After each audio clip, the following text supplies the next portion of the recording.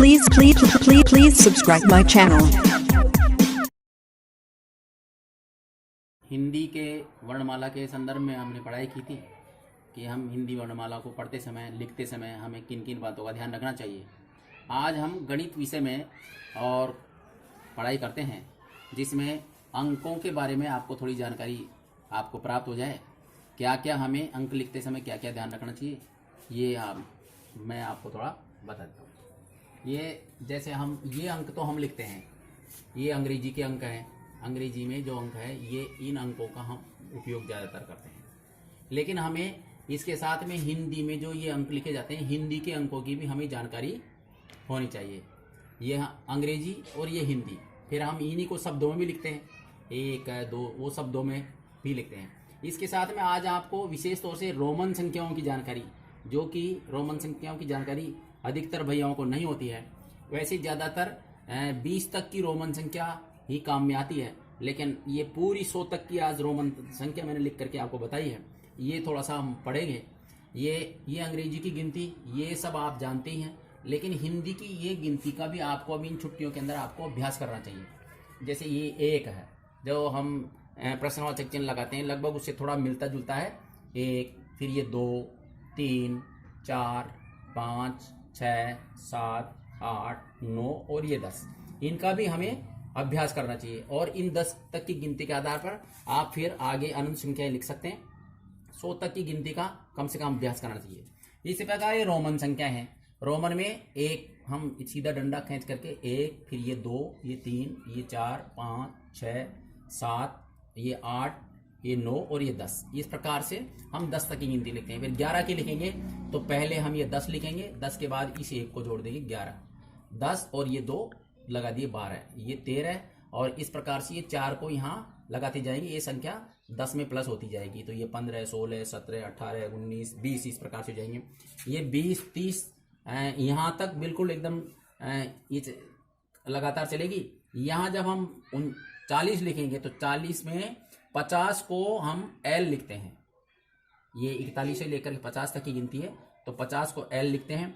तो इस L से पहले यदि हमने ये 10 लिख दिया तो ये 40 की संख्या हो गई। फिर 40 के बाद में 41, 42 इस प्रकार से, और ये 50 तक हो गई। 50 के बाद में और ये फिर 51 से लेकर 60 तक, 61 से लेकर के और ये 70 तक, 71 से 80 तक, और यहाँ इसके बाद में 81 से लेकर के और ये 90। जैसे कि हम 100 को C लिखते हैं, तो 100 से पहले यदि हमने 10 लिख दिया तो ये 90 हो गया, यानी इसमें 10 कम हो गया, ये 90, और इसके बाद 91, 92 और ये 100 तक आपकी गिनती हो गई। आप 99 को इस प्रकार भी लिख सकते हैं और 99 को इस प्रकार भी लिख सकते हैं, क्योंकि ये 100 है। 100 से पहले अगर हमने 1 लिख दिया तो ये 99 इस प्रकार भी लिख सकते हैं। ये दोनों ही सही है, ये C है। अब हम जो अंक लिखते हैं ये रोमन संख्याओं के अंदर, ये तो 100 तक की गिनती हो गई। 100 के बाद में यदि आप आगे संख्या लिखना चाहते हो तो 100 के आगे फिर ऐसा चलता रहेगा। 500 को अंग्रेजी में, 500 को अंग्रेजी में, इसमें रोमन में D लिखते हैं, और 1000 को M लिखते हैं। वैसे ही रोमन संख्या इतनी बहुत ज़्यादा कहीं काम नहीं आती है, लेकिन फिर भी हमें इसका ज्ञान होना बहुत ज़रूरी है। फिर अंक लिखते समय हमें क्या ध्यान रखना चाहिए? सबसे पहली बात तो यह है कि हम इकाई, दहाई, सैकड़ा का ध्यान रखें। इकाई के अंक के नीचे इकाई की अंक लिखें, दहाई के नीचे दहाई, सैकड़ा के नीचे सैकड़ा, 1000 के नीचे 1000, 10,000 के नीचे 10,000। इस प्रकार से हम इन अंकों का अभ्यास करें और इकाई दहाई के अनुसार ही इनको लिखना शुरू करें, लिखें हम। अब मैं आपको 1 से लेकर के 10 तक की गिनती में हम जो गलतियां करते हैं लिखने में, वो देखो, ये सही स्थिति है बिल्कुल एकदम। इसमें हमें ये 1 लिखना चाहिए। अब 1 में कई भैया ऐसा लिखते हैं और इसके नीचे बहुत बड़ा स्टैंड लगा देते हैं, ये गलत है। ये यहाँ नीचे स्टैंड नहीं लगाते हैं, लेकिन ये ऐसा लगता है जैसे कोई 7 है या कोई सिग्नल टाइप ऐसा लगता है। कुछ भैया ये ऐसा गलत लिखते हैं, ये सारी स्थितियाँ गलत है। 2 इस प्रकार लिख सकते हैं और इस प्रकार भी लिख सकते हैं, दोनों प्रकार से लिख सकते हैं, लेकिन ये स्थितियाँ बिल्कुल गलत है।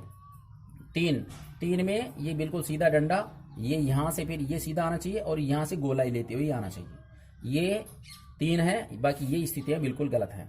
ये 4 है, 4 इस प्रकार से लिखते हैं, वैसे 4 ऐसे भी लिखते हैं, लेकिन हमें ये ऐसे लिखने का अभ्यास करना चाहिए। ये स्थितियाँ ठीक नहीं है। अब आप कहेंगे कि भाई 3 ये ठीक है, 3 ये भी ठीक है, ऐसा क्यों नहीं लिख सकते? हम लिख सकते हैं, लेकिन कई बार क्या होता है कि कुछ चालाक लोग इसमें गड़बड़ी कर देते हैं। जैसे 3 है, 3 का इधर इसको घुमा करके और इसको 8 बना दिया, तो हमारे लिए परेशानी खड़ी हो जाएगी। इसलिए 3 ऐसा लिखे, 4 इस 4 में इधर इसको यहाँ ऐसे घुमा करके नीचे घुमा दिया तो इसको 9 बना देते हैं, यानी चालाक लोगों से बचने के लिए हमें इनका अभ्यास करना चाहिए। उसी प्रकार से 5 है, 5 में ये सीधा डंडा, फिर ये और इस प्रकार से 5 होना चाहिए। 6 में ये उधर ऊपर की ये लाइन सीधी होनी, लंबी होनी चाहिए और ये 6 इस प्रकार से। फिर ये 7 यहाँ से कटना जरूरी है। अगर 7 को आप नहीं काटेंगे तो फिर ये इसमें भी कई तरह की संभावनाएं रहती है। उसी प्रकार 8 है, ये 9 है और 10 ये 1 जो आपने लिखना सीखा वो है। इस प्रकार से ये देखो, अब इसमें सावधानी बरतनी क्या है, जैसे आपने एक सावधानी और बरतनी, जैसे आपने 10 लिखा और 10 के साथ में ये जो 0 है, इस 0 को इसके बराबर लिखना चाहिए। जितना बड़ा 1 है उन्हीं के बराबर ये आपका शून्य भी होना चाहिए। जैसा अंक है उस अंकों के अनुसार ही शून्य होना चाहिए। यदि आपने इनमें लिखने में गलतियां कर दी, अगर ये 9 है और ये आपने शून्य इनके बराबर नहीं लिखा, जैसे 9 है और कई बच्चे यहाँ इस 0 को छोटा सा लिखते हैं, ये छोटा 0 लिखते हैं। अगर किसी ने इसमें कारस्तानी करी और शब्दों में नहीं लिखा तो यहाँ इस 1 0 के ऊपर 1 0 और लगा करके ये 9 की जगह 8 हो जाएंगे। तो आपके ये संख्या इकाई, दहाई, सैकड़ा, हजार, 10,000, लाख, ये 9 लाख है। लेकिन संख्या क्या हो जाएगी, 9,88,888, क्योंकि चालाक आदमी इनके ऊपर 0 लगा देगा और इनको अंकों को बदल देगा।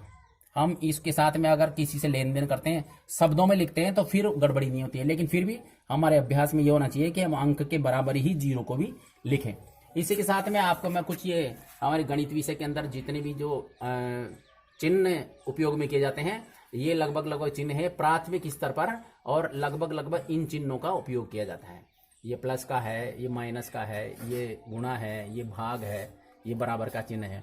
उच्च प्राथमिक स्तर पर फिर ये और इसमें प्लस हो जाते हैं। इनका हमें ज्ञान होना जरूरी है। और माध्यमिक और उच्च माध्यमिक, उच्च शिक्षा में फिर ये सारे जितने भी चिन्ह हैं ये हमारे गणित विषय के अंदर काम लिया जाता है।